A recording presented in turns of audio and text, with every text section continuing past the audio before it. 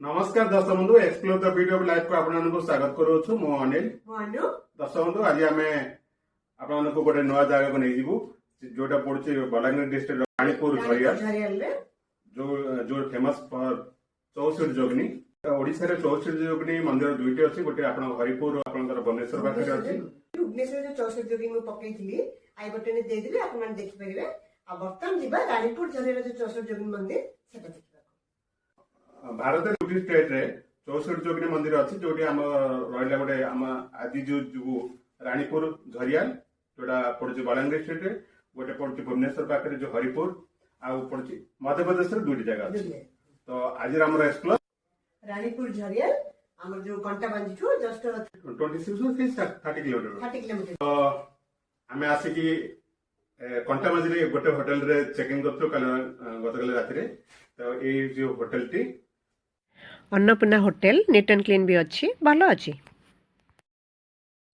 एबे हमें पैकिंग कर सेलुनी तो होटल चेक आउट करिया पई तो हमें रास्ते रे आपनको संबोधन करू तो जीवा पूर्व आपनको अनुरोध करू हमर channel explore the beauty of life टिके सब्सक्राइब करबे लाइक करबे संग मन से शेयर करबे तले दर्शक आ डेरी केंगे चलो जीवा रानीपुर झरियाल देखबा 64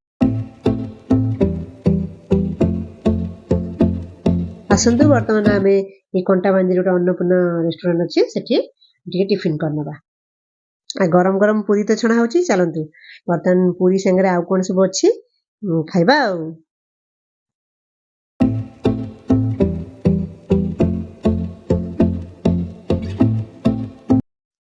मिठा कचौड़ी सिंगड़ा बुंदी छेनापोड़ जिलापी बहुत भेराइटी खाइबा एटर अच्छी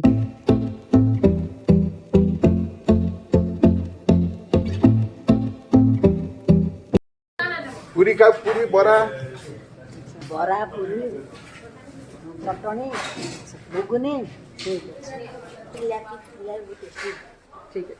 है और गोटे पूरी गोटे कचौड़ी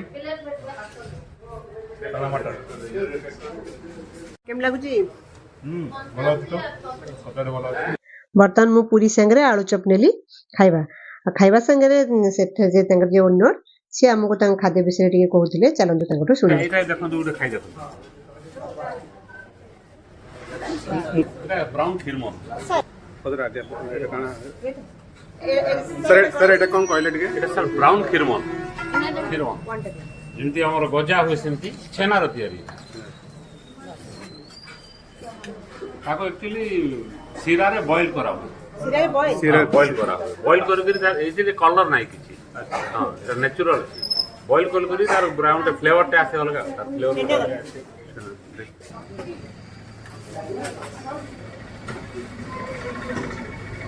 ये खुशी अछि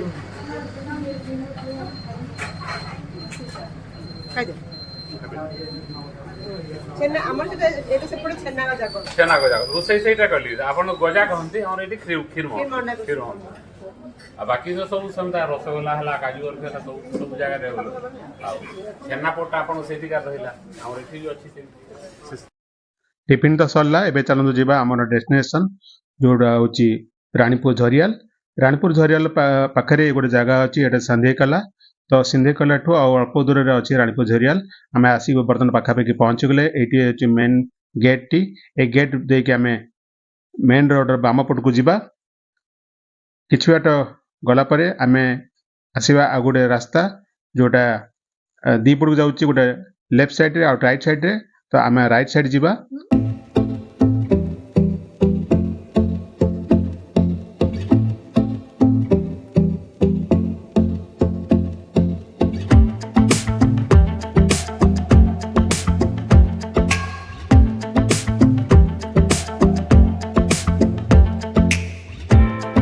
दर्शक बंधु एबे आम आसी पहुँच गलु 64 जोगिनी मंदिर जो रानीपुर झरियाल अच्छी तो आम बैक साइड रे आपन से एरिया रे देखो केते बड़ एरिया से एरिया भीतर आम जीवु तो एबे चलंतु भीतर जीवा गाड़ी सब एठी पार्किंग करूछ आम गाड़ी सेठी पार्किंग कर सारिछु तो आम जीवा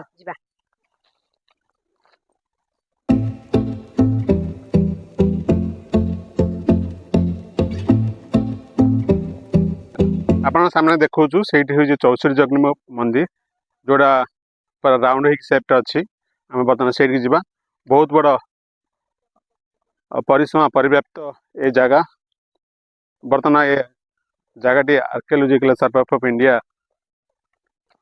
अंतर्गत ता रक्षणाबेक्षण ये सब कम चली।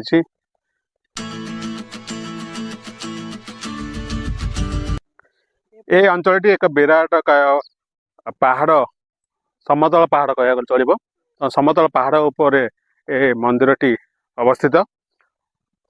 आपण जमी आम आगु कहूँ 4टी जगह 64 जगह मंदिर अच्छी तो तन्मध्य ये रानीपुर झरियाल अन्यतम। तो देखु केते गोटे पहाड़ गोटे चट्टान ଜାଣିଛନ୍ତି ନା 64 ଯୋଗିନୀ ଓପନ ସ୍ପେସ୍ ମନ୍ଦିର ସେଠି ତ କଭର କରାଯିବନି କାରଣ ସେ ଯୋଉ ଶକ୍ତିଟାକୁ ସେମାନେ ଯୋଉ ତନ୍ତ୍ର ସାଧନା କରନ୍ତି ଶକ୍ତିଟା ଓପନ ହିଁ ଆସେ। ମୁଁ ଆପଣଙ୍କୁ ପୂର୍ବ ଅଧ୍ୟାୟରେ କହିଥିଲି ଆପଣ ଦେଖିବେ ଯୋଉଟା କି ସେଟା ଓପନ ରହିଲେ ହିଁ ଶକ୍ତିଟାକୁ ସେମାନେ କ୍ୟାପଚର କରନ୍ତି। ଏଇଟା ଏକ ଯନ୍ତ୍ର ତନ୍ତ୍ର ମନ୍ତ୍ରର ସାଧନା ପୀଠ। ଏଠାରେ ପୂର୍ବେ ତନ୍ତ୍ର ସାଧକମାନେ ତନ୍ତ୍ର ସାଧନା କରୁଥିଲେ। ବର୍ତ୍ତମାନ ଦେଖନ୍ତୁ କେତେ ବଡ଼ ଏରିଆରେ ପରିବ୍ୟାପ୍ତ। ଏଇଠି ଦେଖନ୍ତୁ ତାଙ୍କର ଏଠି ନେମ୍ ପ୍ଲେଟ୍ରେ ବି ଲେଖାଯାଇଛି ସବୁ ତା ହିଷ୍ଟ୍ରି। ଆପଣମାନେ ଆସିକି ଏଇଠି ପଢ଼ିବେ ବା ଏକୁ ପଜ୍ କରିକି ବି ପଢ଼ିକି ଜାଣିପାରିବେ। ଏ ଯେଉଁ ଆର୍କିଓଲୋଜିକାଲ ସର୍ଭେ ନେଲା ପରେ ଏସ୍ଆଇ ଆକୁ ଡେଭଲପ୍ କରିବା ପରେ ଲାଗିଛି। ଏଠି ବି ତାଙ୍କର ଦେଖନ୍ତୁ ଫଳକ ବନା ହେଇଛି, କିଛି ଲେଖାଯାଇନି, ବର୍ତ୍ତମାନ କାମ ସବୁ ଚାଲିଛି। ବହୁତ ହି ବଢ଼ିଆ ସୁନ୍ଦର ଜାଗା, ନିଶ୍ଚୟ ଆସିବେ ଆଉ ଆକୁ ଦେଖିବେ। 64 ଯୋଗିନୀ मंदिर एबे बाह्य भाग आपण देखै दउछु जोटा को संपूर्ण गोलाकार। तो एई पाहाज देखि आमे भीतर भाग को जिबा। एई मंदिर टी बना जातला 8म रु 9म शताब्दी मध्य भाग रे। तो एबे आमे भीतर भाग को जिबा। भीतर भाग रे कोन कोन से आमे आपण देखै दउछु। दर्शक बंधु एबे आमे आसी पहुंच गलु आ आपण देखै दउछु से जो 64 जोगनी मंदिर रो जो जोगनी माने अछंती आ मध्य भाग रे अछि एक मूर्ति जोटा को कहती शिवंकर मूर्ति, जहाँकि जजल्यमान त्रिमुख अष्टभुज नटराज शिव आनंद तांडव नृत्य मुद्रारे और ऊर्ध्वलिंगी अवस्था समस्त 64 जोगिनी मान द्वारा परिवेष्टित हो विराजित। एठारे आपण से मूर्ति देखी दउछु एवं एबे चारि भाग जो जोगिनी मान अछंती ताहा मध्ये आपण को आमे देखौछु। ए 64 जोगिनी मंदिर रे जो मूर्ति मान अछंती तांको नाम गुडी को आमे आपण को अल्प समय कहया को चेष्टा करछु। से हेले नारायणी, गौरी, शाकंभरी, भीमा, रक्तदांतिका, भ्रामरी, पार्वती, दुर्गा, कात्यायनी, महादेवी, चंडघंटा, महाविद्या, महातापा, सावित्री, ब्रह्मा, बादिनी, भद्रकाली, विशालाक्षी, कुष्ठपिंगला, रुद्राणी, अग्निज्वाला, रुद्रमुखी, कालरात्रि, तपस्विनी, मेघस्विनी, सहस्रखी, विष्णुमया, जलध्वरी, महध्वरी, मुक्तकेशी, घोरा रूपा, महाबली, श्रुति, स्मृति, धृति, तुष्टि, पुष्टि, मेधा, विद्या, लक्ष्मी, सरस्वती, अपन्ना, अंबिका, जोगिनी, डाकिनी, साकिनी, हाकिनी, लाकिनी, त्रिदेश्वरी, महाषष्ठी, सर्वमंगला, लज्जा, कौशिकी, ब्राह्मणी, महेश्वरी, कोमरी, वैष्णवी, ऐन्द्री, नरसिंहा, बराहा, चामुंडा, शिवदूती, विष्णुदूती, चंडिका ओ माँ मातृका एमती रूप से ये पूजा पाँच माँ मैंने। यही जोगिनी मान मध्य भाग रे महायोगी शिव निर्लिप्त निर्विकार भाव एठारे बसी रही।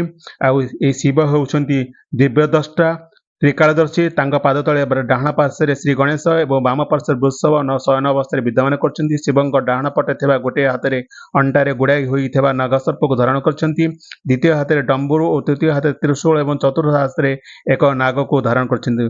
बाम पार्श्व थिबा गोटे हाथ एक नाग सर्पर मस्तक को धरछंती। आ तीनोटी हाथ अर्धभग्न अवस्था थिबारु कौन धरछंती प्रत्यय होउनी, किंतु यह त्रिमुख भाव में पूजा पाउछंती मध्य भाग रे। ओम नमः शिवाय। भारतीय प्रत्नतात्विक सर्वेक्षण अनुसार 9टी जगह 64 जोगिनी मंदिर था, किंतु कालाक्रमे यह बर्तमान 4टी जगह अच्छी। तन्मध्य ओडिशा 2टी और मध्य प्रदेश 2टी अच्छी। ओडिशार हीरापुर जोटे भुवनेश्वर 20 किलोमीटर दूर अच्छी एवं बलांगीर रानीपुर झरिया अवस्थित। किंतु बर्तमान रक्षणाबेक्षण अभाव रानीपुर झरियाल जिते 64 जोगिनी मंदिर 64 जोगिनी अच्छी बर्तमान भग्न अवस्था अच्छी। एवं जदि यह भाव ठीक भाव सुरक्षा दे था से समय ताले एक पर्यटक शो छुटी था ଏବଂ ଏ ଜାଗାଟି ଅତି ସୁନ୍ଦର ରମଣୀୟ ହୋଇ ଉଠିଥାନ୍ତା। फिर भी ଯେତିକି ଅଛି ଆମେ ତାକୁ ଚେଷ୍ଟା କରିବା ସଂରକ୍ଷଣ କରି ରଖିବା ଏବଂ ଆମ ନୂତନ ପିଢ଼ିକୁ ତାକୁ ଦିଗଦର୍ଶନ ଦେବା ଏବଂ ଦେଖେଇବା ଯେ ଆମର କଳା ସଂସ୍କୃତି କେମିତି ଉଦ୍ଭାସିତ ହୋଇଥାଏ ସବୁବେଳେ। ବର୍ତ୍ତମାନ ତ ଏଏସ୍ଆଇ ନେଇଛି, ତେଣୁକରି ସିଏ ବର୍ତ୍ତମାନ ପ୍ରୋଟେକ୍ଟ କରିବା ଆରମ୍ଭ କରିସାରିଲାଣି। ଦଶବନ୍ଧୁ ଏହି ଯୋଗିନୀ ପୀଠଟି ରାଣୀପୁର ଓ ଝରିଆଲ ଦୁଇଟି ଗ୍ରାମ୍ୟର ମଧ୍ୟବର୍ତ୍ତୀ ସୀମାରେ କିଛି ଦୂର ବ୍ୟବଧାନରେ ଅବସ୍ଥିତ। ବହୁ ଅତୀତରୁ ଶହ ଶହ ବର୍ଷ ଧରି ଏ ସ୍ଥାନରେ ପୁରାତନ କୀର୍ତ୍ତିରାଜ ପରିତ୍ୟକ୍ତ ଓ ଅବହେଳିତ ଭାବରେ ନିର୍ଜନ ସ୍ଥାନରେ ପରିଣତ ହୋଇ ରହି ଆସିଥିଲା। କେହି ତାର ସୁରକ୍ଷା ପ୍ରତି ଦୃଷ୍ଟି ଦେଉନଥିଲେ। ସେତେବେଳେ ଲୋକମାନେ ନିଜ ନିଜ ଜୀବନ ଜୀବିକା ପାଇଁ ସଂଘର୍ଷ କରି ଜୀବନ ବିତାଉଥିଲେ, ତେଣୁ ଏହାକୁ କିଏ ଧ୍ୟାନ ଦେଉନଥିଲେ। ତେଣୁ ଦର୍ଶକବନ୍ଧୁ ଏଠାକୁ ଆସନ୍ତୁ ଆଉ ଏ କୀର୍ତ୍ତିରାଜ ଯେତେ ସବୁ ଅଛି ତାକୁ ସବୁ ଜାଣନ୍ତୁ। ଆଉ ଏପଟେ ଆପଣଙ୍କୁ ଦେଖେଇ ଦେଉଛୁ ସେଇ ଯେଉଁ ଅଛି ପୁରା ସମନ୍ତ ଅଞ୍ଚଳ ପାହାଡ଼ଟି, ତାର ତଳ ଭାଗରେ ପାଣି ମଧ୍ୟ ଭାଗରେ ଗୋଟେ ଛୋଟ ନାଳ ପରି ଅଛି ଯୋଉଠି ପାଣି ସବୁବେଳେ ରହୁଛି। ଆଉ ତା ସେପଟ ସାଇଡ୍ ବି ଦେଖନ୍ତୁ ବହୁତ ଗୁଡେ ମନ୍ଦିର ଦେଖାଯାଉଛି ଛୋଟ ଛୋଟ ସେଠି ଅଛନ୍ତି। ଏପଟ ସାଇଡ୍ ରେ ବି ମନ୍ଦିର ଅଛନ୍ତି।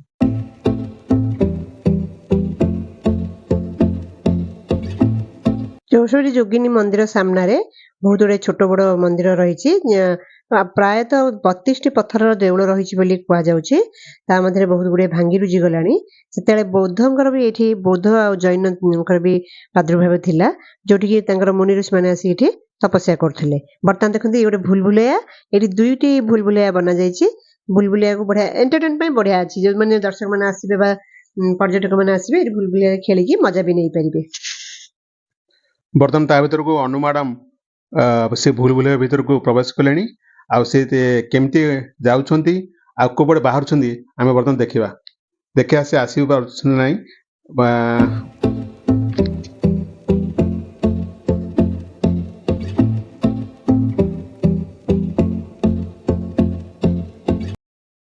ଭୁଲଭୁଲାୟାଟି ବହୁତ ବଢିଆ ଭାବରେ ବନାଯାଇଛି। ଯିଏ ବି ଆସିବେ ୟା ଭିତରେ ଖେଳିଲେ ବହୁତ ମଜା ନେବେ।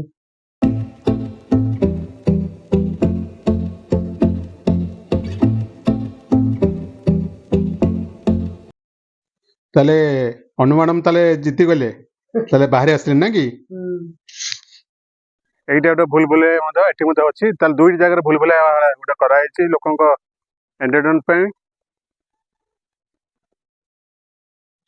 ଚାଲନ୍ତୁ ବର୍ତ୍ତମାନ ଯିବା ତା ତଳେ ଗୋଟେ ସୋମବଂଶ ରାଜା ବନେଇଥିଲେ ସୋମନାଥ ମନ୍ଦିର, ତାକୁ ଦର୍ଶନ କରିବା ପୂର୍ବରୁ ଦେଖନ୍ତୁ ସାଇଡରେ କେତେ ଛୋଟ ବଡ ମନ୍ଦିର ମାନ ବନା ହେଇଛି। ଯୋଉ କିଛିଟା ମନ୍ଦିର ଠିକ ଅଛି ଆଉ କିଛିଟା ମନ୍ଦିର ଭାଙ୍ଗି ରୁଜି ବି ଗଲାଣି।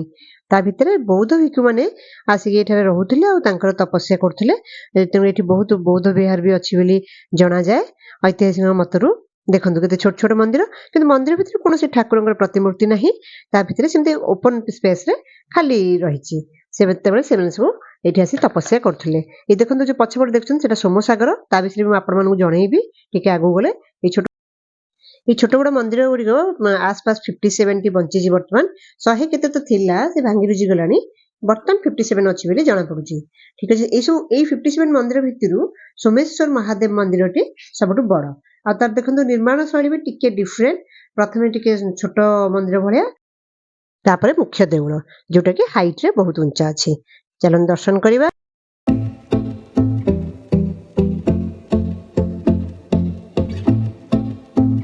ସୋମବଂଶୀ ରାଜତ୍ୱ ସମୟରେ 8ମରୁ 9ମ ଶତାବ୍ଦୀରେ ସୋମେଶ୍ୱର ମନ୍ଦିର ନିର୍ମାଣ କରାଯାଇଥିଲା। କିଛି ଐତିହାସିକ ମତରେ ସେଟା 9ମ ଶତାବ୍ଦୀରେ ହୋଇଥିଲା ବୋଲି ଜଣାପଡୁଛି। କିନ୍ତୁ ମନ୍ଦିର ଭିତରେ ଥିବା ଶିଳାଲେଖ ଅନୁସାରେ ଗଗନ ଶିବ ନାମକ ଜଣେ ଶୈବାଚାର୍ଯ୍ୟ ଏ ମନ୍ଦିର ନିର୍ମାଣ କରିଥିଲେ। ଆଉ ଏହି ସ୍ଥାନ ଦିନେ ତୀର୍ଥ ରୂପେ ଖ୍ୟାତି ଅର୍ଜନ କରିଥିଲା। ଦେଖନ୍ତୁ ସେଇ ସୋମେଶ୍ୱର ମନ୍ଦିର ସାମ୍ନାରେ ଛୋଟ ଛୋଟ ମନ୍ଦିର ଗୁଡିଏ ବି ଅବସ୍ଥିତ ଅଛି। ଆଉ ତା ଚାରିପଟ ପରିସର ଦେଖଉଛି, ପଛପଟେ କିଛି ଭୋଗ ଦୋକାନ ଆଉ ସବୁ ଦୋକାନ ବି ଖୋଲିଛି ନୂଆ ନୂଆ। ଆଉ ସାମ୍ନାରେ ଦେଖନ୍ତୁ ମା ଚଣ୍ଡୀଙ୍କ ମନ୍ଦିର। ଏଠି ମନ୍ଦିର ସାମ୍ନାରେ ନନ୍ଦୀ ମହାରାଜ ବି ବିରାଜମାନ କରିଛନ୍ତି। ଚାଲନ୍ତୁ ଜୟ ମା ଚଣ୍ଡୀଙ୍କୁ ଦର୍ଶନ କରିବା। ମା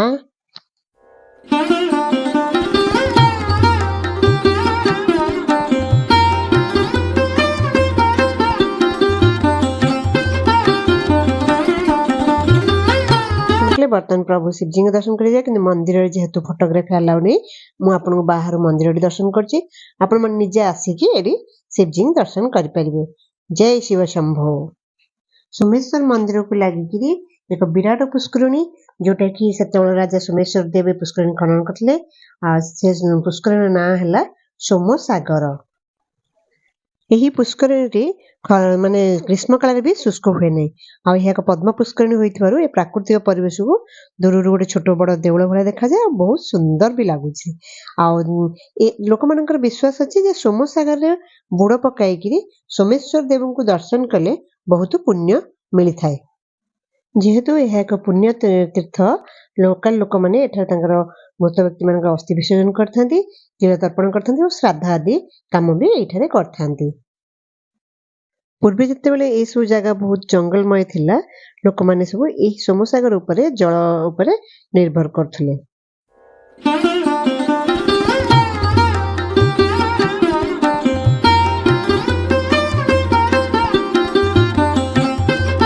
ତାହେଲେ ଦେଖନ୍ତୁ ଏ ଗୋଟେ ଚଟାଣ ଉପରେ ଇଏ ଜଉଶ୍ରୀ ଜଗନ୍ନାଥ ମନ୍ଦିର।